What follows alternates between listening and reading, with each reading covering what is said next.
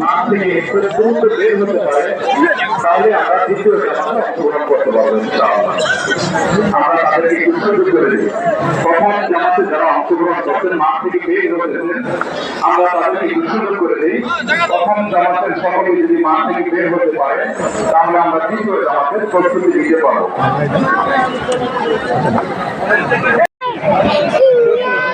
الحمد لله إن الحمد لله نستعينه ونستهديه ونثني عليه الخير كله الذي ربنا رب العرش الكريم هو واحد الصمد لم يلد ولم يولد